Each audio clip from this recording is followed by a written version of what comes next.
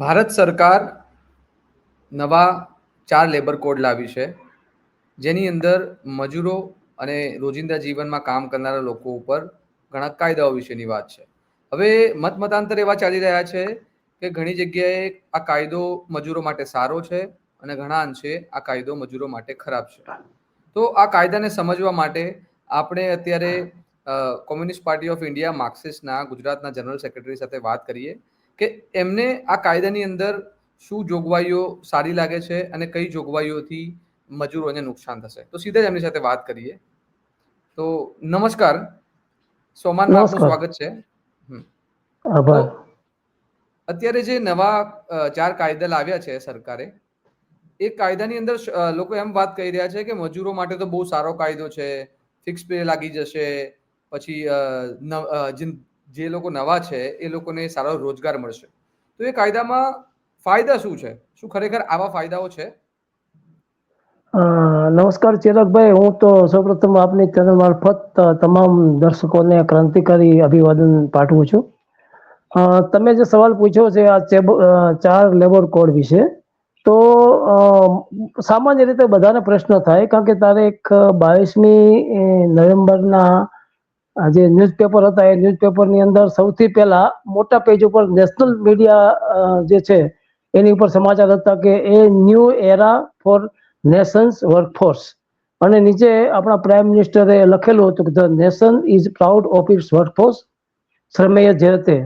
આ રીતે એમ કે પ્રચાર કર્યો કે ભાઈ આ દેશની અંદર મજૂરો માટે, કામદારો માટે બહુ સારામાં સારા કાયદાની જોગવાઈઓ આ સરકાર કરી રહી છે. અને એની અંદર ત્યાર પછી તો જ્યારે આ જાહેરાત થઈ, 4 કાયદા જે છે એને નોટિફાઈડ કર્યા, ત્યાર પછી તો તમામ મીડિયાની અંદર જે લોકો આને ફેવરમાં છે એ લોકોએ એટલો બધો પ્રચાર કરી દીધો કે જાણે કે ભારતની અંદર એક શ્રમિકો માટે બહુ મોટામાં મોટો ફેરફાર થઈ રહ્યો છે અને શ્રમિકોના લાભમાં ઘણા બધા લાભ થઈ રહ્યા છે. એ પ્રકારની વાતો જે છે આ મીડિયાની અંદર એમ કે આવી રહી છે. એટલે સામાન્ય રીતે સામાન્ય જનતાને કઈ ખબર નથી આ લેબર કોડ શું છે. ઘણા કામદારો આ દેશની અંદર લગભગ 65 કરોડથી વધારે ઓર્ગેનાઇઝ અને ઓર્ગેનાઇઝ સેક્ટર, અનઓર્ગેનાઇઝ કામદારો છે. એ કામદારોમાંના પણ ઘણા લોકોને ખબર નથી કે ખરેખર આ વસ્તુ શું છે. પરંતુ હું તમને કહેવા એ માંગુ છું કે સરકારે જે આમ જોવા જઈએ તો 29 જે કાયદાઓ હતા લેબરને લગતા, જે આઝાદી પહેલાથી લઈ અને આઝાદી પછી ધીરે ધીરે કરતા કરતા શ્રમિકોના લડતના પરિણામે આ કાનૂનો શ્રમિકોની સુરક્ષા માટે, શ્રમિકોની નોકરીની સુરક્ષા માટે અને શ્રમિકોના આર્થિક લાભ અને સામાજિક લાભ માટે આ કાયદાઓ અમલમાં આવેલા હતા. પરંતુ સરકારે આ કાયદાઓનું સરળીકરણનું નામ આપી અને આ કાયદાઓમાં શ્રમિકોને વધારે લાભ મળશે એ નામ આપી અને આ 29 જુદા જુદા કાનૂનો હતા એ કાનૂનોને 4 કોડની અંદર અલગ અલગ રીતે પરિવર્તિત કરી દીધા. આમાં આપણે જોઈએ છે કે 2019માં સૌથી પહેલા એમણે જે લેબર કોડ છે, લેબર કોડ પાર્લામેન્ટની અંદર પાસ કર્યો. ત્યાર પછી 2020માં જ્યારે સમગ્ર દેશ અને સમગ્ર વિશ્વ કોવિડની ઝપટમાં આવેલું હતું, એ વખતે બાકીના 3 કોડ જે છે એ કોડ સરકારે પાર્લામેન્ટની અંદર પાસ કર્યા. કોડ પાસ કર્યા, આ 4 કોડ પાસ કર્યા પછી 29 કાનૂનો જે છે એ 29 કાનૂનોને એકમાં સમાવી અને 4 કોડની અંદર અલગ અલગ રીતે એના નીતિ નિયમો જે છે એ સરકારે બનાવેલા છે. હવે સવાલ એ છે કે આ કાયદાઓ દેશના શ્રમિકોના ફાયદામાં છે કે ગેરફાયદામાં છે, કઈ રીતના છે એનું આમ માનો કે આપણે જો મૂલ્યાંકન કરવા જઈએ તો અગાઉ શું હતું ને અત્યારે શું છે. આપણે જોઈએ છે કે જ્યારે આઝાદી આવી ત્યાર પહેલા અને ત્યાર પછી શ્રમિકોને ધીરે ધીરે ધીરે ધીરે પોતપોતાના લાભો મળવાની શરૂઆત થઈ હતી. પરંતુ આપણે આને થોડુંક ડિટેલમાં જો આપણે જોઈએ તો હકીકત આ કાયદા કાનૂન બનાવવાની જરૂર શું પડે. એવી કોઈ શ્રમિકોની ડિમાન્ડ તો એ હતી કે કાનૂનો સરળ બનાવો, થોડા સરળ બનાવો. પરંતુ એ કાનૂનને સરળ બનાવવાના બદલે એમણે કેપિટલને લાભ થાય, મતલબ કે માલિકો આપણે શબ્દ વાપરીએ છીએ પણ મૂડીને લાભ થાય, એ લાભ માટે આ કાનૂનો જે છે એ કાનૂનો બનાવવામાં આવ્યા છે અને આ કોર્સ બનાવવામાં આવ્યા છે. કહેવામાં એવું આપણને એવું અલગ અલગ રીતે કહેવામાં આવે છે કે આથી દેશની અંદર લેબર જે છે એને બહુ બધા ફાયદા થઈ જશે. પેલું સરકાર એવું કહે છે કે બધાને સમાન વેતન જે છે એ સમાન વેતનનો લાભ મળશે, મતલબ મિનિમમ વેજ જે છે અને એક નેશનલ વેજ પોલિસી જે છે એમાં મિનિમમ વેજ જે છે મિનિમમ વેજ માટે એમ કે તમામને સરખા એમ કે વેજ આપવામાં આવશે. એક વસ્તુ એ કે છે. બીજી બાબતે એમ કે છે કે દરેકને લેટર આપવામાં આવશે, એપોઇન્ટમેન્ટનો, નોકરીનો લેટર આપવામાં આવશે. અને આ સિવાય હું વેજ પોલિસીની વાત કરું છું, બીજા કોડની વાત તો પછી આવશે. તો આની અંદર આપણે જોવા જઈએ તો આ જે કઈ વેતનની વાત છે, તો વેતન જે છે રાજ્ય સરકારનો વિષય છે. મિનિમમ વેજ સેન્ટ્રલનો જે છે એના કરતા ઘણા રાજ્યોના મિનિમમ વેજ વધારે છે. કેરાલા અને બીજા ઘણા રાજ્યો એવા છે કે જે કેન્દ્રએ નક્કી છે એના કરતા એમના સ્ટેટની અંદર વેજ વધારે છે. જો નેશનલ પોલિસી લાગુ પાડવામાં આવે તો જ્યાં વેજ વધારે મળે છે ત્યાં વેજ ઘટે. અને ઘણા રાજ્યો એવા છે કે જે ઇવન આપણે ગુજરાત જેવું રાજ્ય જે છે કે ખરેખર એમ કે ઔદ્યોગિક રાજ્ય છે, પણ ત્યાં એમ કે એટલું વેતન મળતું નથી. તો નેશનલ વેજ પોલિસી જે છે, વેજ પોલિસીની અંદર કામદારો માટે જે કઈ નેશનલ વેજનું સ્ટ્રક્ચર બનાવવામાં આવશે એ એમ કે તમામને લાગુ પડશે એવું કહેવામાં આવે છે. બીજું કે પત્ર આપવામાં આવશે, એટલે 5 દિવસની નોકરી માટે પણ પત્ર આપવામાં આવશે. પણ કામદારોને પત્રની જરૂરિયાત કરતા કામદારોને નોકરીની સલામતીની જરૂરિયાત છે. અને જે કઈ સલામતી જે છે, અગાઉ જે સલામતી હતી એ સલામતી તમે જુઓ તો વેજ પછીનો જે બીજો એમ કે ઇન્ડસ્ટ્રીયલ રિલેશન કોડ જે છે એ કોડની અંદર સરકારે સુધારા કરેલા છે. પહેલા તો વસ્તુ એ છે કુલ 29 જે કાયદાઓ હતા ને એમાંથી 3 કાયદાઓ જે હતા વેજને લગતા હતા.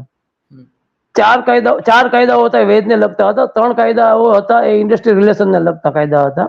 અને બાકીના જે કાયદા હતા 4, 3, 7 અને બાકીના જે કઈ 29 માંથી 17 કાયદાઓ જે છે, 12 કાયદાઓ લગભગ, એ કાયદાઓ જે છે એ કાયદાઓ ઓક્યુપેશનલ હજાર્ડ અને સોશિયલ સિક્યુરિટીને લગતા હતા. નો ડાઉટ ઘણા જૂના કાયદાઓ હતા, એટલે કદાચ શક્ય છે કે સોશિયલ સિક્યુરિટી અને અમુક વસ્તુ સરળીકરણ કરવા માટે જે અમુક જૂના કાયદાઓ હતા એમાં થોડા ઘણા સુધારા કરવા પડે, અલગ વસ્તુ છે. પરંતુ આ કાયદાઓથી કર્મચારીઓને કે કામદારોને લાભ થશે એ જે સરકાર પ્રચાર કરી રહી છે એ પ્રચાર એમ કે એકદમ બિલકુલ ખોટો છે અને બેહુદો પ્રચાર છે. સરકાર ટ્રેડ યુનિયનો જે છે, દેશના 10 ટ્રેડ યુનિયન, હું તમને ખાસ સરકારની નીતિઓની વાત કરી દઉં કે સરકારને જો કામદાર ઉપર એટલું હેત ઉભરાઈ જતું હોય તો 1942 થી ઇન્ડિયન લેબર કમિશન બનેલું હતું. ત્યાર પછી પીરિયોડિકલી અવારનવાર લેબર કમિશનની, ઇન્ડિયન લેબર કમિશનની મિટિંગો પીરિયોડિકલી મળતી હોય અને એ મિટિંગોની અંદર પ્રાઇમ મિનિસ્ટર ખુદ હાજર રહેતા હતા. પણ દુઃખની વાત એ છે કે આ સરકાર જ્યારથી જે NDA 2 સરકાર આવી 2014 પછી ફક્ત એક વખત 2015માં ઇન્ડિયન લેબર કોન્ફરન્સ મળેલી હતી. એટલે 10 વર્ષથી ઇન્ડિયન લેબર કોન્ફરન્સ મળી નથી. જો લેબરની ચિંતા જ હોય તો લેબરના પ્રતિનિધિઓ જેથી લેબરના પ્રશ્નો જે પાર્લામેન્ટની અંદર ને પાર્લામેન્ટની બહાર રજૂ કરે છે, માલિકોની સમક્ષ રજૂ કરે છે, કોર્ટમાં રજૂ કરે છે, એમના પ્રતિનિધિઓને લેબરના પ્રશ્નો માટે સાંભળો અને એની કોન્ફરન્સ બોલાવો. પરંતુ એની કોન્ફરન્સનું પ્રોવિઝન હોવા છતાં આ કોન્ફરન્સ છે 2015 પછી મળી નથી. એટલે આપણને સરકારની નીતિઓનો ખ્યાલ આવી જાય છે. બીજું કે સરકાર, બીજો એક આર્ગ્યુમેન્ટ આપણને એમ લાગે કે ભાઈ ખરેખર આ સરકારને એમ લાગતું હોય કે આ શ્રમિકોના હિતમાં છે. 2020માં પાસ કરી દીધા હતા. તમે અત્યારે નોટિફિકેશન 2015માં કેમ 2020માં પાસ કરેલા 2025માં કેમ નોટિફિકેશન બહાર પડ્યું નવેમ્બરમાં, 21 નવેમ્બરે? સવાલ એ છે કે આ 5 વર્ષ સુધી તો સરકાર શું કરતી હતી? સરકાર રાહ જોતી હતી. મૂળ વસ્તુ એ છે, હું તમને એમ કહેવા માંગુ છું કે આ જે કઈ કોડ સુધારવામાં આવ્યા છે એ મજૂરો માટે કે મજદૂરો માટે કે શ્રમિકો માટે કે દેશના નાગરિકો માટે નહીં, પરંતુ વિશ્વની અંદર જે ઇન્ટરનેશનલ ફાઇનાન્સ કેપિટલ જે આપણે કહીએ છીએ, મૂડી, જે સરપ્લસ મૂડી જે છે એ સરપ્લસ મૂડી બીજા દેશના નિયમન ઉપર અને બીજા દેશની સરકાર ઉપર અસર કરે છે. અને આ દેશની અંદર 1991 પછી જે ઉદારવાદની નીતિ આવી ત્યારે ક્રમશઃ આમ જોવા જઈએ તો છે ને, સેકન્ડ લેબર કમિશને આ શ્રમ સંહિતા ઘડવાની વાત કરી હતી. વાજપેયીના સમયથી 2002માં જે લેબર કમિશન મળેલું હતું, લેબર કમિશને 2002માં નક્કી કરેલું હતું કે નવી શ્રમ નીતિ જાહેર થવી જોઈએ. પરંતુ કામદારોએ લડત કરી અત્યાર સુધી એને રોકી રાખેલી હતી. સવાલ એ છે કે કેમ લેબર નીતિ ઘડવાની હતી કે international capital and domestic capital એમને એમ કે પોતાનું પ્રોફિટ વધારવા માટે જો કઈ અહીં નડતું હોય તો અહીંના શ્રમ કાનૂનો નડે છે. એટલે લેબર જે છે, લેબરના કાનૂન જે છે એ કાનૂન જો એ રીતે ઘડવામાં આવે જેથી કરીને એમને નક્કી કરેલું જે કઈ પ્રોફિટ જે છે એ પ્રોફિટ એ મેળવી શકે. એટલા માટે ઇન્ટરનેશનલ પ્રેશર પણ હતું અને ડોમેસ્ટિક પ્રેશર તો રહેવાનું જ. કારણ કે તમે જુઓ કે કાનૂનમાં સુધારા કઈ રીતે કરેલા છે. ઇન્ડસ્ટ્રી રિલેશનની આજે આપણે વાત કરીએ, પેલા જે કાનૂનની અંદર કેવી કેવી જોગવાઈઓ હતી. માલિકો માનો કે કર્મચારીઓને કામદારોને હેરાન કરે તો એમના માટે કેવા કેવા પ્રકારની એક ક્રિમિનલ ગુના થાય એવા પ્રકારની જોગવાઈઓ માલિકોની વિરુદ્ધમાં હતી. એવા કાનૂન બનાવેલા હતા. પરંતુ આમણે બધું કાઢી નાખ્યું. મિનિમમ વેજમાં વેજની આપણે વાત કરીએ, એમણે કહ્યું કે કામદારોને ટાઈમસર વેજ મળી જશે. હવે એમાં અમે ઓલરેડી નિયમ હતો જ કે ભાઈ અમુક કામદારો હોય તો એમને 7મી તારીખ પહેલા વેજ આપી દેવો પડે. અમુક સંખ્યામાં કામદાર હોય તો એ ફેક્ટરીએ 10મી તારીખ પહેલા વેજ આપી દેવો પડે.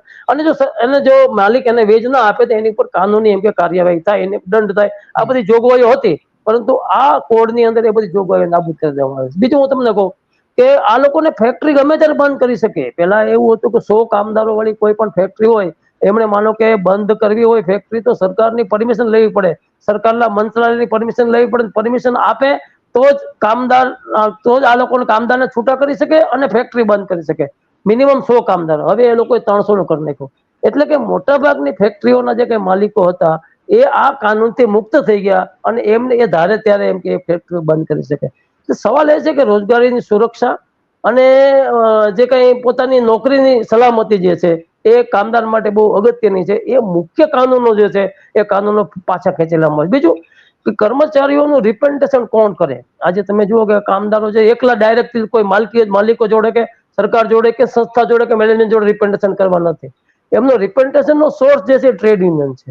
હવે ટ્રેડ યુનિયન માટે એ લોકોએ ટ્રેડ યુનિયન જ્યારે માનો કે રજૂઆત કરે સરકારની સામે કે મેનેજમેન્ટની સામે કે જે તે ફેક્ટરીના માલિકની મેનેજમેન્ટની સામે, તો એ સમયે માનો કે કોઈ વાટાઘાટો ન થાય, વાટાઘાટો થયા પછી એનું એમ કઈ નિરાકરણ ન આવે તો પેલા એવું થતું હતું કે સરકાર આપણે હડતાલનો કોલ આપી દેતા હતા. હડતાલનો કોલ એમ કે આપો એટલે પછી સામૂહિક સોદાબાજીના હક પ્રમાણે વાટાઘાટો થઈને નિરાકરણ આવતું. તો આપણે હડતાલ જે છે એ લગભગ આમ જોવા જઈએ તો એમણે પાછી ખેંચી લેવા અથવા હડતાલ કોઈ પાડી જ ન શકે એવી સ્થિતિ આ કોડની અંદર છે. એટલું જ નહીં, હડતાલ પાડી શકે તો હડતાલ પાડે તો ગેરકાયદેસર હડતાલ કરવાનો પણ એમ કે અધિકાર લઈ અને એમને કાનૂની દંડ કરવાની વાત છે કામદારને. અને જે લોકો હડતાલ પડાવતા હોય, મતલબ ટ્રેડ યુનિયનના નેતાઓ હોય અથવા તો એમના સલાહકારો કોઈ હોય, એમને ઉપર તો ક્રિમિનલ ગુનાઓ નોંધવાની પણ જોગવાઈ છે. એટલે કે સરકાર એવું ઈચ્છે છે કે કોઈ પણ રીતે કામદાર જે છે, શ્રમિક જે છે એનું શોષણ થતું હોય તો પણ એનો વિરોધ ના કરી શકે એ પ્રકારની નીતિ અને એ પ્રકારના કોડ જે છે આની અંદર બનાવવામાં આવ્યા છે. સરકાર સારી સારી જાહેરાત કરે છે કે ભાઈ આ અમે એમ કે બધાને એમ કે 40 વર્ષની ઉંમરના હશે એ લોકોને એમ કે મેડિકલની સારવાર માટે એમ કે આપીશું. પ્લસ જે અલગ અલગ એમના જે સોશિયલ સિક્યુરિટીના કાનૂન જે છે અને એમને હેલ્થને લગતા જે કઈ ઇસ્યુઝ જે છે એની અંદર એમ કે અમે કરો. બજેટ જુઓ ને, બજેટમાં તમે ક્યાં પ્રોવિઝન કરેલું કે ભાઈ તમે આ અત્યારે જે કઈ માનો વાત જે થઈ રહી છે ઇન્સ્યોરન્સ રિલેટેડ કે બધી વાત જે છે એમાં સરકાર ખુદ શું આપવાની છે? સરકાર કેટલીક અમાઉન્ટ કામદારને આપવાની છે. હવે પીએફ કે પેન્શન કે એ બધી સ્કીમો એવી છે અત્યારે કે એમને એમ્પ્લોયના ખુદના કામદારના ખુદના પૈસા જે છે એ જમા થાય ને એમાંથી એમને અમુક વર્ષ પછી વળતર મળવાનું છે. હવે સરકાર એની અંદર શું એડ કરવાની છે, કેટલી અમાઉન્ટ આપવાની છે, એ કોઈ સરકારની કોઈ જાહેરાત છે નહીં. એટલે એ વાત જે છે કે ભાઈ અમે આટલી બધી સેફટી, સલામતી અને લોકોને આરોગ્યની સંભાળ માટે આ બધું આપીશું, પણ એ વાતો જે છે હવામાં છે. અને અમે એવું માનીએ છીએ, અમારો અનુભવ એવું કે છે કે જે સરકારે જે કઈ નીતિ નિયમો ઘડેલા છે એ નીતિ નિયમો ફક્ત અને ફક્ત ડોમેસ્ટિક ફાઇનાન્સ કેપિટલ અને ઇન્ટરનેશનલ ફાઇનાન્સ કેપિટલના દબાણના હેઠળ જે અહીંના શ્રમ કાનૂન એમને નડતા હતા. ઇવન વાજપેયીની સરકાર વખતે પણ કહેવામાં આવતું હતું કે શ્રમ કાનૂન જે છે તમારા નડે છે એટલા માટે અમે ઇન્વેસ્ટમેન્ટ માટે આવતા નથી. એટલા માટે તમે જુઓ કે અમુક સરકારે તમને કહું તો આમાં અમુક સેજ બનાવેલા. સેજમાં તમે જુઓ કે સેજ એવા બનાવેલા છે કે જ્યાં કોઈ પણ કામ માલિક જે છે એ માલિક ત્યાં એમનો બિઝનેસ કરે તો ત્યાં લેબર લો લાગુ ના પડે. એટલે પેલા લેબર લો લાગુ પડતા હતા એટલા માટે એમ કે એ લોકોએ સેજની રચના કરી. તમે જો ગુજરાતમાં કે બીજા ઘણા રાજ્યોની અંદર એસસીઝેડ ની રચના થયેલી છે. એની અંદર કામ કરતા લોકોને કોઈ પણ પ્રકારના લેબર લો લાગુ ના પડે. એટલે સેજ પછી ધીરે ધીરે કરતા કરતા આ લોકોએ સમગ્ર સરળીકરણના નામે અથવા તો સુધારાના નામે અથવા તો કામદારોના ફાયદાના નામે જે લેબર કોડ જે બનાવ્યા છે એ લેબર કોડથી શ્રમિકોનું ટોટલી એમના જે રક્ષણ હતું એ રક્ષણ જતું રહે છે. અને માલિકો ઉપર જે કઈ માનો કે ફેક્ટરી એક્ટ કે બીજા ઘણા એક્ટની અંદર જેવી જે જોગવાઈઓ હતી અને માલિકો ઉપર જે કઈ દંડાત્મક કાર્યવાહી થતી હતી એ દંડાત્મક કાર્યવાહી જે છે એ ધીરે ધીરે આની અંદર ઓછી કરી અને એમની ફેવરમાં જે છે એ આ કોડ બનાવવામાં આવ્યા છે. હા, તો તમે જે કહી રહ્યા છો એ પ્રમાણે હું જે સમજુ છું કે આ જે નવી વાત કરે છે, પરંતુ આ જે ફિક્સ વેજીસનું જે છે એ તો પહેલાથી હતું. અને બીજી અંદર વિસંગતતા એવી છે કે બીજા રાજ્યોની અંદર ઘણા રાજ્યો એવા છે કે જ્યાં મિનિમમ વેજીસ જે હાલ સરકારની પોલિસી છે એ કરતા વધારે છે. જી, પરંતુ જો આ લાગુ થશે તો એ તકલીફ પડશે. બધા સાથે જ રાજ્યોને કે સરખા જ કરવા પડશે. બાકી અને પછી બીજી વાત છે કે હડતાલ પાડવાનો જે હક હતો મજૂરોને, એ હડતાલ ગેરકાયદેસર ઠેરવવાની સરકાર પાસે સત્તા છે. જી, એ પ્રમાણે અને જે ટ્રેડ યુનિયન ઉપર પણ સરકાર આ કાયદા પ્રમાણે પ્રહાર કરવાની છે. આ જ વાત બિલકુલ છે નેતાઓ પર. એ જે નવા કાયદા સાથે જ કે અત્યારે જે એક નવો રોજગાર મતલબ છે કે ગીગ વર્કર્સ, જે લોકો મતલબ આપણે જોઈએ છે કે ઘણી કંપનીઓ વાળા હોમ ડિલિવરી માટે આવે છે, એ લોકો માટે આ નવા કાયદામાં કોઈ જોગવાઈઓ છે? હા, એમાં એમણે એકચ્યુઅલી એ જોગવાઈ કરેલી છે ગીગ વર્કર્સ માટે. પણ ગીગ વર્કર્સ આમે હું તમને કહું, એમનો પોતાનો ઇન્સ્યોરન્સ લઈ જ રાખતા હતા. એમની જે સેફટીની વાત છે ને, હવે તો હું તમને કહું નવા જનરેશનની અંદર પેલા તો જે ઇન્સ્યોરન્સનો કોન્સેપ્ટ જે હતો ને કે એક વર્ષનો કે બે વર્ષનો ટર્મ ઇન્સ્યોરન્સ લેવા, બે ત્રણ મહિનાનો ઇન્સ્યોરન્સ લઈ અને ગીગ વર્કર્સ પોતાની સેફટી માટે ઓલરેડી એ કરતા હતા. પણ આ ગીગ વર્કર્સના એમ કે ઇન્સ્યોરન્સ માટે અથવા તો એમની જે કઈ બેનિફિટ આપવા માટે સરકાર કેટલું બજેટમાં પ્રોવિઝન કરે, સરકાર તરફથી શું, સરકાર કેટલો ખર્ચો કરવાની છે, સરકાર જણાવે તો ખ્યાલ આવે કે ગીગ વર્કર્સ માટે તમે શું કરવી. ગીગ વર્કર્સને મળતું વેતન હોય એમાંથી તમે કાપી અને જો એમના માટે સ્કીમ બનાવવાના હો તો એનો કોઈ મતલબ શું છે? એ તો એમ કે એ તો અત્યારે ઓલરેડી ઘણી બધી આ બધું થવાનું શું આની અંદર કે જે રીતે ગ્રુપ ઇન્સ્યોરન્સની પોલિસી જે છે, હેલ્થ રિલેટેડ પોલિસી છે, આ લોકો જોડે પ્રીમિયમ કલેક્ટ કરી અને પ્રાઇવેટ કંપની કે બીજી કોઈ ઇન્સ્યોરન્સ કંપની જોડે એ લોકો ઇન્સ્યોરન્સ લઈ અને એમને સેફટી પ્રોવાઈડ કરશે, આરોગ્યની સેફટી પ્રોવાઈડ કરશે. બાકી એને એમ કે પ્રચાર છે કે ગીગ વર્કર્સ માટે આ બધું કરી છે. કલમ જે છે કલમ 104(5) માં લખેલું છે કે ભાઈ આ ફાયદો થશે, પણ તમે એના માટે બજેટ શું આપવાનો? પ્રશ્ન એ છે કે સરકાર આ જે કઈ કાનૂન બનાવેલા છે અને નાના વર્કર્સની તમે વાત કરો છો તો એ વર્કર્સ માટે તમારા તરફથી અથવા તમારી રાજ્ય સરકારો તરફથી જે તે સ્ટેટની અંદર કેવા પ્રકારના એમ કે બજેટ આપી અને આ સ્કીમ બનાવવા માંગો છો એ જનતા સમક્ષ મૂકો તો જનતાને ખ્યાલ આવે કે હકીકતે સરકાર આની અંદર કામદારો માટે અથવા શ્રમિકો માટે કંઈક નાણાં ખર્ચી અને કંઈક કરવા માંગે, એમના પૈસે તમે આ બધું કરવા માંગો છો. સવાલ એ છે કે બીજું પ્રશ્ન એ છે ચિરાગભાઈ કે આ બધું એમ કે તમે આમ જોવા જઈએ તો આ અર્થતંત્ર જે છે, અર્થતંત્ર અને એમનું જે કઈ નિયમન જે છે એ નિયમન સરકારનું નિયમન અર્થતંત્ર જ કરે છે. તમે જાણો શરૂમાં ઇવન આ બધા કાનૂન જયારે ભારત આઝાદ થયો ત્યારે એની પછી પણ જે કઈ કાનૂન બનાવવાના હતા ત્યારે પણ એ વખતના ટ્રેડ યુનિયનો બનેલા હતા, એમને પણ બહુ તકલીફ પડતી હતી. પરંતુ ધીરે ધીરે કરતા ખ્યાલ આવ્યો કે નહીં, શ્રમિકો જો સુખી હશે અને આમે તમે જો શ્રમિકો સુખી હોય તો ફેક્ટરીનો માલિક સુખી રહેશે, તો ફેક્ટરી સુખી રહેશે. કોઈ શ્રમિક હોય એમના તમે ખિસ્સા કાપી અથવા તો એમના કાનૂન જે છે કાનૂન ખેંચી અને એને તમે દુખી કરશો તો શ્રમિક ક્યારેય મૂંગો બેસી નહીં રહે. કંઈક એક સમય તો આવશે જ કે ભાઈ એમને એમ લાગશે કે ના હળહળ જૂઠાણું છે અને આ લોકો આપણને છેતરપિંડી કરીને તમે સારી જાહેરાત કરીને છેતરપિંડી કરી અને શ્રમિકો માટે સારું કરી રહ્યા છે એવું જયારે શ્રમિકને જયારે ખરેખર ખબર પડશે કે આ તો મારી સાથે છેતરપિંડી થયેલી છે ત્યારે એ જાગશે. અને જાગશે ત્યારે એ કઈ આપણે આસપાસના એમ કે દેશોમાં જોઈએ છે કે કઈ બળવો જે છે વ્યાપક બળવો થશે. ખ્યાલ તો આવવાનો જ છે શ્રમિકોને આજે નહીં તો કાલે. સવાલ એ છે કે બીજું આ જી જી બોલો જી બોલો. સવાલ ફક્ત એટલો જ છે કે તમે જે કઈ કરો તમે સત્યથી કરો, સત્ય નિષ્ઠાથી કરો. ફક્ત અને ફક્ત એમ કે તમે ઇન્ટરનેશનલ ફાઇનાન્સ કેપિટલ યા તો ડોમેસ્ટિક ફાઇનાન્શિયલ કેપિટલ અથવા તો આપણા ઉદ્યોગપતિઓને અથવા તો આપણા ધનિકોનો પ્રોફિટ વધારવા માટે તમે શ્રમ કાનૂનમાં સુધારા કરો. હું તમને ખાલી એટલો જ દાખલો આપું છું. 1951 થી લઈ આપણી લગભગ પેલું પ્લાનિંગ કમિશન 1951 થયું, ત્યાંથી લઈને 1981 ની અંદર હિન્દુસ્તાનની જે કઈ ઇન્ડસ્ટ્રીઝ જે છે એ ઇન્ડસ્ટ્રીઝની અંદર હું તમને ખાલી એપરન્ટલી ડેટા આપું તો જે કે પ્રોફિટ 23% હતો ઇન્ડસ્ટ્રીઓનો. એ પ્રોફિટ જે છે એ અત્યારે 81 થી આ 2022 ના આંકડા હું તમને કહું તો પ્રોફિટ જે છે એ 23% થી લઈ અને 52% જેટલું થઈ ગયું ઓવરઓલ. હું તમને વાત કરું છું. જ્યારે શ્રમની અંદર જે ખર્ચો જે છે, શ્રમની અંદર ખર્ચો જે છે એ 27% હતો, એ ઘટીને આજે 13.5% જે થઈ ગયો. મતલબ કે એનો અર્થ શું થયો કે લેબરની અંદર તમે કાપ મૂક્યો છે અને એ કાપ જે કઈ મૂડી એકત્રિત થઈ એ એમ કે એક પ્રોફિટ તરીકે જે તે લોકોના ખિસ્સામાં ગઈ છે. એટલે આ નુકસાન આફ્ટરઓલ ટીપે ટીપે સરોવર ભરાય એ રીતે શ્રમિકોનું થોડા કરી અને નુકસાન થઈ રહ્યું છે. અને બીજું કે અત્યારે ભારતની અંદર સૌથી મોટી સમસ્યા છે, ગુજરાતની અંદર સૌથી મોટી એક સમસ્યા છે કે રોજગાર.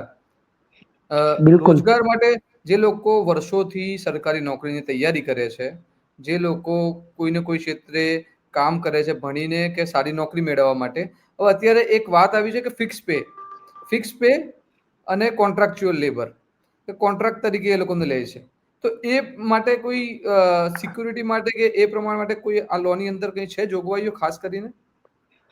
એકચ્યુઅલી એવી કોઈ જોગવાઈ નથી. સરકાર જે ફિક્સ પેની નીતિ પણ જે લાવી છે અને ઇવન કોન્ટ્રાક્ચ્યુઅલ પદ્ધતિની જે નીતિઓ લાવી છે ને એનું કારણ એ છે કે સંગઠન શક્તિ સંઘબળ ઓછું થાય અને કાયમી કર્મચારીઓ એમને જોઈતા જ નથી. કાયમી તમે જો ગુજરાત સરકારે વર્ષો પહેલા શિક્ષકોથી ચાલુ કરેલું કે એમને 3 વર્ષના અજમાયશી પીરિયડ ઉપર લઈ અને પછી એમને કે કાયમી કરવા, પછી અત્યારે પણ બાકીની બધા પહેલા એક ડિપાર્ટમેન્ટમાં ચાલુ થયેલું શિક્ષણ, પછી બાકીના આરોગ્ય કરતા હોમ કરતા બાકીના બધા જ ડિપાર્ટમેન્ટની અંદર ફિક્સ પે વેજીસથી 5 વર્ષની નોકરી આપવામાં આવી છે અને પછી એમને કાયમી કરવા માટે જો જગ્યા હોય તો કાયમી કરવાની જોગવાઈ છે. તો આ જે કંઈ જે આવ્યું એનું કારણ શું કે તો 5 વર્ષ સુધી તમારે એમને કોઈ સલામતીનો પ્રશ્ન ન ઉભો થાય, ના એમનું પીએફ કાપવાનો થાય, એમને કોઈ બીજું સિક્યુરિટીનું ધ્યાન આપવાનું થાય, ફક્ત એને વેજ આપી અને એમ કે મૂકી દેવાનું. ખુદ ગવર્મેન્ટની જ જો પોલિસી આ હોય, એકચ્યુઅલી ગવર્મેન્ટ સરકાર એટલે સરકાર બધાની સરકાર છે, એમની ખુદની પોલિસી આ હોય કોન્ટ્રાક્ટ થી કામ કરાવવાની, તો પછી તમે ફેક્ટરી વાળા માટે કે બાકીના જે કઈ પ્રાઇવેટ સેક્ટર વાળામાં હોય એમને માટે તમે કઈ રીતના દબાણ કરી શકો? એ લોકો માટે તો આવા કાનૂન એમને બનાવવા જ પડે. સરકારની ખુદની નીતિ હતી. તમે જુઓ સરકારની અંદર તમે મોટા ભાગના ઇવન તમે સચિવાલયમાં જશો ગાંધીનગરમાં તો મોટા ભાગના ક્લાસ 4 તો ઓલરેડી કોન્ટ્રાક્ટ ઉપર જ છે. ક્લાસ 4 ની જે કઈ જોબ જે છે એ બધી કોન્ટ્રાક્ટની ઉપર જ બધી જોબ છે. ક્લાસ 3 ની અંદર પણ એ લોકોએ અમુક ટેમ્પરરી જે 11 મહિનાના કોન્ટ્રાક્ટ ઉપર હતો તો 5 વર્ષના કોન્ટ્રાક્ટ ઉપર જે ભરતી કરીને લે છે એ રીતે મોટા ભાગની નોકરીઓ છે. સરકારની ખુદની નીતિઓ એવી છે કે કર્મચારીઓનું રક્ષણ જે છે એ લાંબો સમય સુધી નથી રાખવું, એ પ્રકારની એમની નીતિઓ છે. એ નીતિઓનું જે કઈ આગળ અનુકરણ જે કરી રહ્યા છે એમના માટે એમ કે પ્રાઇવેટ સેક્ટર માટે નીતિઓ એ બનાવેલી સરકાર ખુદ બનાવે છે. એટલે અને બીજું ગુજરાતમાં રોજગારીનો બહુ મોટો પ્રશ્ન, બહુ બધા આંદોલન થયા. આપણે ગુજરાતની અંદર તો જો આપણે વાત કરવા જઈએ ને તો હકીકતે યુથે જાગૃત થવાની જરૂરિયાત છે અને આ બધા વાડાઓમાંથી મુક્ત થવાની જરૂરિયાત. જો યુથ જે છે એ યુથ એમ કે જો એકચ્યુઅલી વ્યવસ્થિત રીતે સાચી વસ્તુ સમજીને જાગૃત થશે તો આપણને ખ્યાલ આવશે કે 30 વર્ષથી ગુજરાતની અંદર જે સરકાર શાસન કરે છે એમણે કર્યું શું? એમણે ફક્ત ને ફક્ત આ બધું શું કામ કરે છે? હું તમને કહું, આ જે કઈ આપણે વાઇબ્રન્ટ ગુજરાત બધા અવારનવાર એમ કે ઘણા સમયથી થતું આવ્યું, 2000 મોદી સાહેબ હતા આપણા ચીફ મિનિસ્ટર ત્યારથી થતું આવે છે. વાઇબ્રન્ટ ગુજરાતથી એમ કે વાઇબ્રન્ટ ગુજરાત તમે જુઓ કે શું લોકો કોન્સેપ્ટ શું છે કે અહીંયા એમ કે અમુક શ્રમ કાનૂનો જે છે એ શ્રમ કાનૂનો થોડા એમ કે ગુજરાતની સરકાર જે છે એ થોડા સરળ છે. કહેવાનો મતલબ એ છે કે ઇન્વેસ્ટરો એમના માટે એમ કે સરસ છે, મતલબ કે શ્રમના કાનૂન નબળા ત્યાં ઇન્વેસ્ટર માટે ફાયદો. એટલા માટે ઘણા ઇન્વેસ્ટરો અહીંયા આવે અને અહીંયા આવીને તમે જો હમણાં 12 કલાકનો કાયદો ગુજરાત સરકારે પસાર કરીને કે મિનિમમ એમ કે 12 કલાકની ડ્યુટી માટેનો કાયદો જે છે સરકારે પસાર કરે. મતલબ ગુજરાતની અંદર જે સરકાર શ્રમ માટેના જે કઈ કાનૂન જે છે એનું સરળીકરણ કરી નાખી. શ્રમના કાનૂન સેન્ટ્રલ લેવલના અને સ્ટેટ લેવલના બંને લેવલના કાનૂન છે. લેબર લો જે છે સેન્ટ્રલ લેવલના 29 કોડ છે, સ્ટેટ લેવલના પણ ઘણા કોડ છે.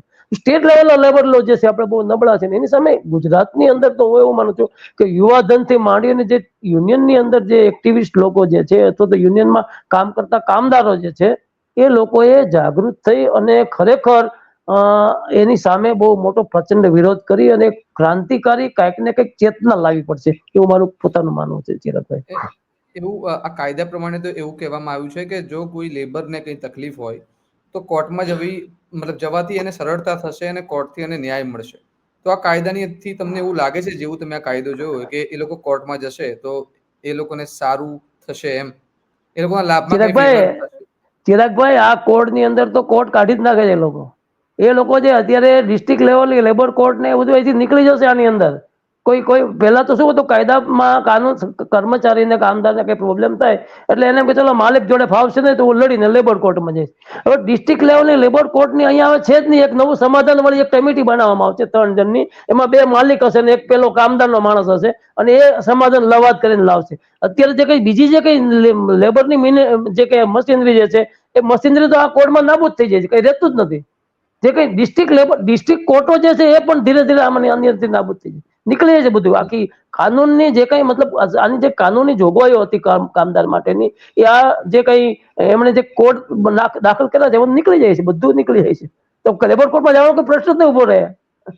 એટલે કોર્ટ સુધી જઈ જ નહીં શકે કામદાર પોતાના કોર્ટ હક જ માટે. નીકળી જશે, કોર્ટ જ નીકળી જશે. લવાદ માટે કોર્ટ જ કોર્ટ જ નીકળી કાઢી જશે. નાખવાના છે આ લોકો. હા, કાનૂનની અંદર જોગવાઈ છે, તમે જુઓ. અને બીજું કે ગુજરાતની અંદર આ કાયદાની જાણકારી કેટલા યુવાનોમાં છે, તમને શું લાગે છે? બહુ આંકડા તમે બહુ ક્યાં બહુ સુધી? ઓછા લોકોમાં, બહુ ઓછા લોકોમાં ચિરાગભાઈ. એવું કોઈ એવું ઘણા લોયરને પણ ખબર નહીં હોય, યુવાનોને તો અમને સવાલ જ નથી પૂછતો.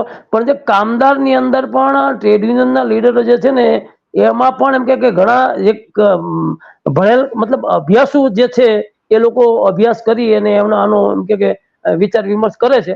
બાકી બહુ ઓછા લોકો જે છે એ આ કાનૂન પડે છે.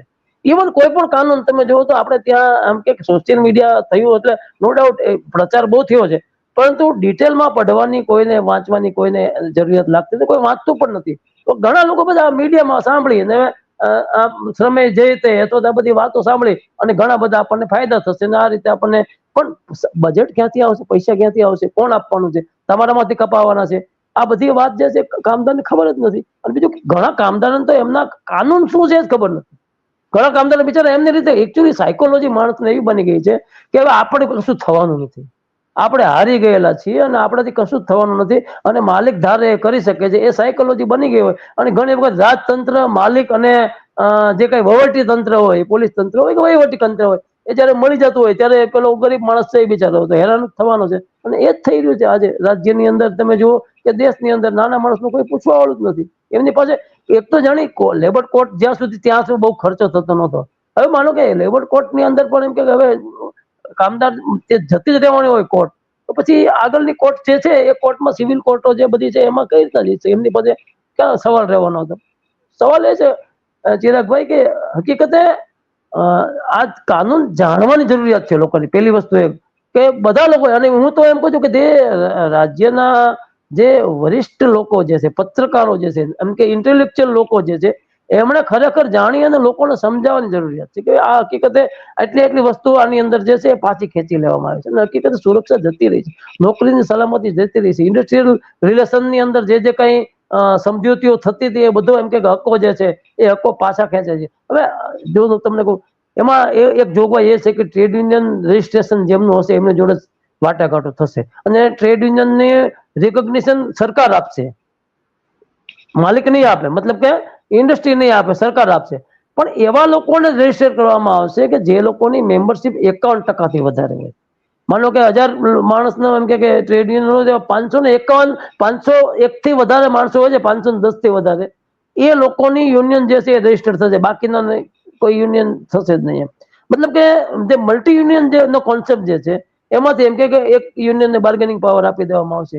ઘણી બધી હું તમે પબ્લિક સેક્ટરો ઘણા છે, જનરલ ઇન્સ્યોરન્સ છે, બેંક છે, આ બધી જગ્યાએ રિકોગ્નિશન આપવામાં આવ્યા. તો જે લોકોની મેમ્બરશિપ જે યુનિયનની 20% થી વધારે હોય, બધા યુનિયનને એમ કે એ લોકો રિકોગ્નાઇઝ કરતા હતા. 20%, 22%, જે કઈ ઘણા લોકોની વધારે પણ હશે એ લોકો રિકોગ્નાઇઝ કરતા હતા અને મેનેજમેન્ટ એમ કે એમને વાટાઘાટો માટે બોલાવતી હતી. અહીંયા 51% કરી દીધા. બાકીના 49% વાળા જે કઈ હશે એ લોકો કોઈ પણ યુનિયનમાં છે, યુનિયન કાં તો યુનિયનને બોલાવશે નહીં, ખાલી પેપર ઉપર યુનિયન રહેશે. એટલે આયર ટૂંકમાં આપણે કોડ, કહીએ, હા, જી જી બોલો. હા, આયર કોડની અંદર આવા ધરખમ ફેરફારો છે ચિરાગભાઈ.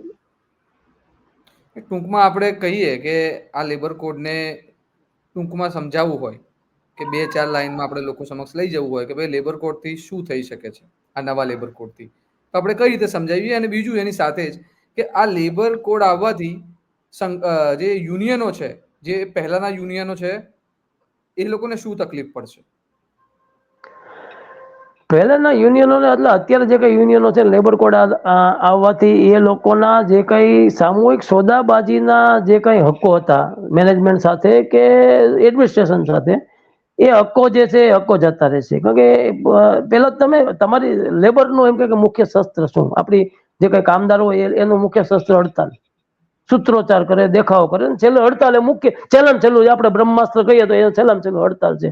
એવી હડતાલનો જે કઈ શસ્ત્ર જે છે શસ્ત્ર બૂઠું કરી નાખવામાં આવે કે તમે 60 દિવસ પહેલા જો તમે નોટિસ આપી હોય તો તમે હડતાલ ઉપર ઉતરો, અને હડતાલ ઉપર ઉતરશો તો આજની તારીખમાં નો ડાઉટ સાયકોલોજીકલ પ્રોબ્લેમ છે જ અમુક જગ્યાએ, નાની નાની ઇન્ડસ્ટ્રીની અંદર, કે હડતાલ પાડી શકતા નથી, એમને નોકરી કાઢી મૂકવાની બીક લાગે છે. પણ એ કાનૂન વગરની બીક હતી. આજે તો કાનૂન બની જાય છે કે તમે હડતાલ પાડશો તમને એમ કે તમને દંડ કરવામાં આવશે, અને હડતાલ પડાવનારને એમ કે ક્રિમિનલ ગુનો દાખલ કરવામાં આવશે. સૂત્રોચ્ચાર પણ તમે ના કરી શકો, તમે એવા એમ કે ઘેરાઓના બીજા કઈ કાર્યક્રમો જે છે એ કઈ ના કરી શકો. એટલે આ બધું કરવાથી શું થતું હતું અત્યાર સુધી, કે માલિકોને અથવા તો મેનેજમેન્ટને અથવા તો એડમિનિસ્ટ્રેશનની પાસેથી જે કઈ કામદારોને વધુમાં વધુ બેનિફિટ મળે, આમે પ્રોફિટ તો એ લોકોને થવાનો જ છે. સાંભળી લો, કોઈ પણ માલિક હોય એ પ્રોફિટ વગર ઇન્ડસ્ટ્રી ચલાવે નહીં, પણ કામદારોને અંદર એનો પૂરતો હિસ્સો મળે, કામદારનું જીવન ધોરણ સરખી રીતે એમ કે ચાલી શકે એટલો કમસે કમ હિસ્સો મળે. કામદારને બીજી દુનિયા આખી લઈ લેવી નથી. કામદારને ખાલી એટલું જ જોઈએ કે એમનું જીવન ધોરણ,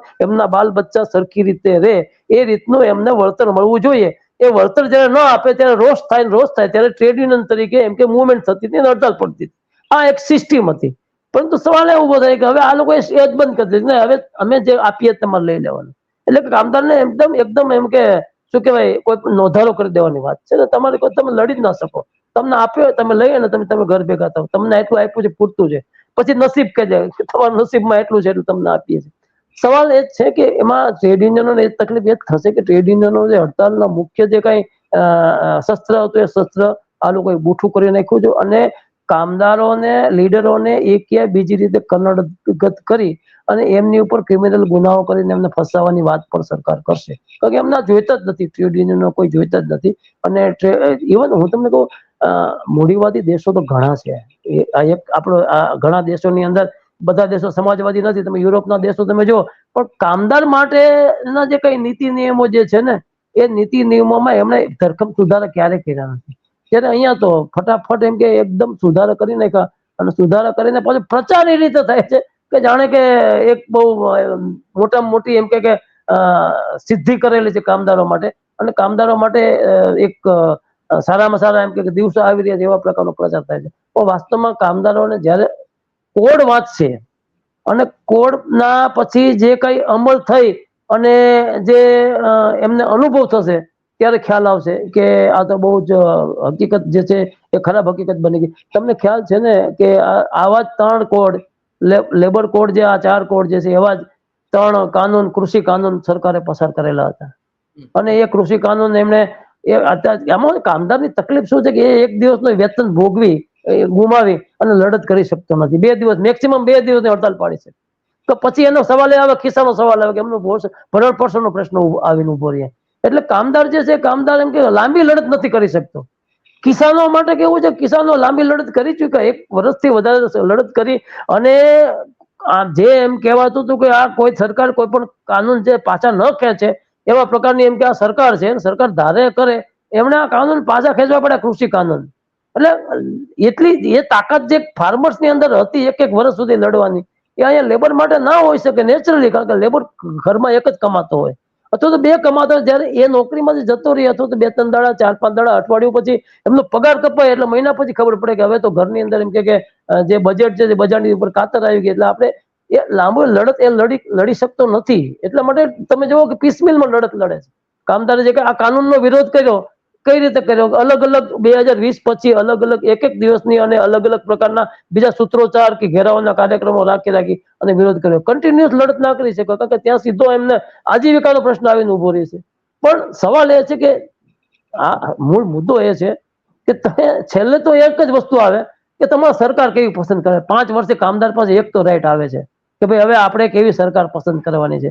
શ્રમજીવીની ફેવરની સરકાર પસંદ કરવાની છે, કે પછી ફક્ત અને ફક્ત 5-15 કેપિટલિસ્ટો જે છે એમને મદદ કરતી હતો તો એ સરકારને મદદરૂપ થાય છે એવા લોકોની એમ કે સરકાર પસંદ કરવાની છે.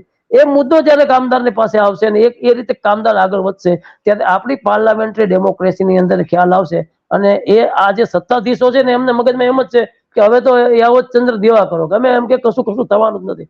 પરંતુ જયારે આપણા કવિ એક કહેલું છે કે જયારે ભૂખ્યાનો જઠરાગ્નિ જાગશે ત્યારે અચૂક ક્રાંતિ આવશે. અને મને પોતાને પણ એવો વિશ્વાસ છે કે આ સંખ્યા વધતી જાય છે દિવસે ને દિવસે આપણા દેશની અંદર. વિશ્વમાં તો બરાબર છે, પણ આપણા દેશની અંદર આ સંખ્યા જે છે એ અસંતોષ થવાની લોકોની સંખ્યા ધીરે ધીરે વધતી જાય છે. અને એ વધતી જાય છે. એટલા માટે આ લોકો એક બીજું એનું ચાલક બળ રાખેલું છે, તમને ડિવાઈડ કરવાનું. જ્યારે કિસાન તરીકે જાય છે ત્યારે કિસાનને રિલિજનમાં કાસ્ટમાં ડિવાઈડ કરી દે છે. એ જ રીતે વર્કરની અંદર પણ રિલિજન ને કાસ્ટમાં ડિવાઈડ કરવાનું આખું ષડયંત્ર ચાલી રહ્યું છે. પરંતુ ફોર્ચ્યુનેટલી કે વર્કર્સ હજી આ જાળમાં ફસાયેલો નથી, કિસાનો પણ આ જાળમાં ફસાશે નહીં. અને તમે જુઓ કે મુવમેન્ટ ચાલી રહી છે, મુવમેન્ટ થશે જ. અને બંને જયારે કામદાર અને કિસાન જયારે બંને આ દેશની અંદર ભેગા થશે, થઈ રહ્યા છે, થાય છે, એની મુવમેન્ટ ચાલુ થઈ ગઈ છે, ત્યારે અચૂક આ લોકોને એનો પરચો મળશે જ. જે 2024ની ચૂંટણીમાં ઓલરેડી પરચો મળી ગયો છે. અને આપણા ત્યાં તો એવું જ છે કે 5 વર્ષે તમે પાર્લામેન્ટની અંદર, પાર્લામેન્ટરી ડેમોક્રેસીમાં તમે કોને મૂકો છો એ તમારા માટે કાનૂન કેવા બનાવશે એ જોવાનું છે. આ કાનૂન આ લોકો જ બનાવે છે ને, તમે એવા લોકોને મૂકો કે જેથી કરીને તમારી ફેવરના કાનૂનો બને, બજેટ એવા બને કે જેથી કરીને તમને એમ કે ફાયદો થતા હોય, કોર્પોરેટને ફાયદો થતો હોય એ રીતે એમ કે બજેટ ના બને, પણ તમારી સબસિડીઓ વધતી હોય એ રીતની બજેટ બને, એવા પ્રકારની સરકાર તમે બનાવો. અગાઉ હતી જ ને સરકારો, પણ આજે તમે જોવો કે વર્ષોથી તમે મૂડીવાદીઓ માટેના એમ કે સરળીકરણ થઈ ગયા છે. એમના બધા જ ટેક્સીસ જે છે ટેક્સીસ ઓછા કરી અને તમારી સબસિડીઓ જે ઓછી કરવામાં, મોંઘવારી કેમ વધે છે, આ ભાવ વધારો કેમ થાય છે? ભાવ વધારો થવાના કારણોમાંનું વન ઓફ ધ રીઝન આ છે કે સરકારની નીતિઓ જે છે, નવોદારવાદની નીતિમાં હંમેશા ભાવ વધારો થાય જ, એવું એક મંત્રીએ સ્વીકારેલું હતું. એ નીતિઓ કેમ સ્ટેબલ તમે ના કરી શકો? પણ નથી કરી શકતા. આ સ્થિતિ છે ચિરાગભાઈ. પરંતુ મને વિશ્વાસ છે કે દેશનું યુવાધન છે, રાજ્યનું યુવાધન છે, એ અચૂક ક્યારેક અમુક બાબતમાંથી બહાર નીકળતા, કે આમાં બિહારની ચૂંટણીમાં એમ કે યુવાધનને રીલના રવાડે ચડાવી દીધેલા હતા. તો હું માનું છું ત્યાં સુધી અહીંયા પણ એમ કે એક સમય આવશે કે યુવાધનને ખરેખર ખ્યાલ આવશે કે ખરેખર દેશ માટે કેવા પ્રકારના શાસનની જરૂરિયાત છે, અને કેવું શાસન જે છે દીર્ઘજીવી, લાંબા સમય સુધી દેશની જનતાના ફાયદામાં છે, એ અચૂક ખ્યાલ આવશે, સમયાંતરે અચૂક ખ્યાલ આવશે. અને બીજી વાત કે તમારી જે પાર્ટી છે એ વર્ષોથી મજૂરો માટે અને ખેડૂતો માટે લડતી પાર્ટી છે, તો આ મુદ્દે તમારી પાર્ટીનું શું સ્ટેન્ડ છે ને એ આવનારા સમયમાં શું પગલાં લેશે એમ? અમારી પાર્ટીનું જો ઓલરેડી અમારી પોલિટ બ્યુરોનું સ્ટેટમેન્ટ એ જ દિવસે આવી ગયેલું કે ભાઈ આનો અમે ભયંકર વિરોધ કરીએ છીએ, અને આના માટે અમે દેશના અને તમામ રાજ્યના મજૂરો અને કિસાનોને, ભલે અલગ અલગ ટ્રેડ યુનિયનમાં અથવા અલગ અલગ સંઘમાં કામ કરતા હોય, પણ તમામને એકત્રિત કરી અને આ કાનૂન જે છે, કાનૂનની દુરોગામી અસરો શું પડશે એ સમજાવી અને એમને લડતના માર્ગે જઈશું. એ પાર્ટીનો એમ કે વાત છે ને, અમે ઓલરેડી પ્રેસ રિલીઝ એ જ દાડે અમે ઇસ્યુ કરી દીધેલી હતી. નો ડાઉટ અમે તો ઇવન આની પહેલા પણ અમને ખબર જ છે કે આ નીતિથી આ જ થવાનું છે, અને એટલે અમને આ એક્સપેક્ટેડ હતું કે ગવર્મેન્ટ આ કરશે જ. પ્રેશર જેટલું, કારણ કે હું તમને કહું, એટલો અમને સંતોષ છે કે 2002માં જે સેકન્ડ લો કમિશન જે હતું, લેબર કમિશન, એમણે નક્કી કરેલું, અને આ 2025 સુધી, એટલે 23 વર્ષ સુધી એક યા બીજી રીતે એક મુવમેન્ટથી અમે એમ કે એમને અટકાવી રાખ્યા. બિહારની ચૂંટણી જેવી પૂરી થઈ એવા તરત જ એમણે ડિક્લેર કરી દીધેલું. 5 વર્ષ પહેલા આ બિલ પાસ થયેલું હતું, પણ સરકારને અંદરખાને એક ડર હતો. 2020માં કોડ પાસ થયેલા 4 19માં વેજ કોડ પાસ થયેલો, અને બાકીના 3 કોડ 2020માં, અને 5 વર્ષ થવા આવ્યા ચિરાગભાઈ. પરંતુ સરકારને ડર હતો કે આ દેશનો કામદાર જાગૃત થશે, અને જો આ લોકો એમ કે વધારે પડતા એ થઈ જશે તો કઈક તકલીફ ઊભી થશે. એટલા માટે એમાં એને શું કહેવાય કે ધીરે ધીરે એનું અમલીકરણ કરી, અને પછી અચાનક જ એમણે નક્કી કર્યું કે હવે આપણે એ કરી નાખીએ. અને પછી જોવે કે આ વચ્ચેની હડતાળો પડી, કેવા પ્રકારની હડતાળો પડી. બીજું કે એમનું મુખ્ય ટ્રેડ યુનિયન છે, એમનું ટ્રેડ યુનિયન એ તો આનો ફેવર કરી નાખી. 4 કોડ જે છે બરાબર છે. પેલા વિરોધ કર્યો જયારે મનસુખ માંડવિયાએ મીટિંગ બોલાવેલી હતી ગયા ઓગસ્ટ મહિનામાં, એ વખતે એમનું જે યુનિયન જે છે એમણે 2 કોડ માટે, કોડ બરાબર છે પણ એમાં થોડા સુધારા માંગ્યા, તો પછી પાછું બીજા દિવસે જાહેરાત કરી દીધી કે ના બરાબર છે. એટલે એમણે એક યુનિયન એમનું જે છે ભારતીય મજદૂર સંઘ, એમણે તો કોડને આવકાર્યા છે, એમણે સ્વીકાર્યા છે, ને એ પ્રચાર પણ કરે છે. આ પેલા કૃષિ વખતે નહોતું થયું, કૃષિ કાનૂન વખતે મિનિસ્ટરો બધા નીકળી પડ્યા દરેક સ્ટેટમાં કે કૃષિ કાનૂનના ફાયદા શું છે, કૃષિ કાનૂનના ફાયદા. મિનિસ્ટરો ખુદ નીકળ્યા હતા ને, સરકારોના મિનિસ્ટરો, બીજેપી સરકારના ગુજરાતમાં પણ નીકળેલા, બીજા સ્ટેટમાં પણ નીકળેલા. પરંતુ છેલ્લે પછી જયારે કાનૂન પાછા ખેંચવા પડ્યા, ત્યારે પ્રજા જયારે નીકળેલા હતા સમજાવવા માટે કે આ કાનૂન બરાબર છે, ત્યારે એમને એમ કે જવાબ આપવો અઘરો થઈ પડ્યો હતો. તમને એવું લાગે છે કે જેવું ખેડૂતોએ કર્યું એવું મજૂરો કરી શકશે ભારતમાં? કરી શકશે, વિશ્વાસ છે. ભલે લિમિટેડ કેપેસિટી છે એમની, પોતાની એમ કે ક્ષમતા જે છે એ ઓછી છે, આર્થિક ક્ષમતા ઓછી છે, પરંતુ આત્મવિશ્વાસ બહુ વધારે છે અને અન્ડરસ્ટેન્ડિંગ વધારે છે અને એક યુનિટી વધારે છે. એટલે 100% જે કઈ કામદારો છે, કામદારો આનો ચોક્કસપણે એક યા બીજી રીતે જવાબ આપશે જ. એમાં કોઈ બેમત નથી. આનો જવાબ મળશે જ, અચૂક મળશે. એ પછી એક ભલે શ્રમ કાનૂન એ લોકો પારિત કરી દીધા, ઇમ્પ્લિમેન્ટેશન કરે, અલગ વસ્તુ છે, પરંતુ ફાઇનલી આપણી ત્યાં પાર્લામેન્ટરી ડેમોક્રેસી છે અને પાર્લામેન્ટરી ડેમોક્રેસીમાં હંમેશા એમ કે જે તે સમયે એનું સ્થાન જનતા બતાવી દેતી હોય તો કામદારો તેમનું સ્થાન બતાવશે, ચોક્કસ મને વિશ્વાસ છે. તો આ હતા કોમ્યુનિસ્ટ પાર્ટી ઓફ ઇન્ડિયા માર્ક્સિસ્ટના જનરલ સેક્રેટરી ગુજરાતના, જેમને આપણને જે નવા લેબર કોડ આવ્યા છે એની માહિતી આપી ટૂંકમાં, કે એ કાયદાથી શું શું નુકસાન થશે. તો જે ફિક્સ પેની વાત છે એ પહેલાથી હતી, તો એ નવું કંઈ કર્યું નથી. સાથે જ કે જે મજૂરોની હક છે હડતાલ કરવાનો, એ હડતાલ કરવાનો હક તેમની પાસેથી લઈ લીધો છે. ત્રીજી વસ્તુ કે જે પહેલા કોર્ટો હતી કે મજૂરોને કોઈ સમસ્યા હોય તો એ કોર્ટમાં જઈ શકે, પરંતુ આની અંદર આ કાયદાની અંદર એવી જોગવાઈ છે જેમ જે આપણે જોયું કે કોર્ટો જ નાબૂદ કરી દેવામાં આવશે. એટલે નીચલી કોર્ટો જે લેબર કોર્ટો છે એ જ ખતમ કરી દેશે. તો આ પ્રમાણે કઈ રીતે ભારતની અંદર અને ગુજરાતની અંદર મજૂરો માટે ભલું કામ કર્યું છે ભારત સરકારે, તે જોવાનું રહ્યું. અને આવા જ વિગતવાર અહેવાલ અને તમારા સ્વમાનની વાત અમે કરતા રહીશું. તો જોતા રહો તમારું સ્વમાન. નમસ્કાર. નમસ્કાર.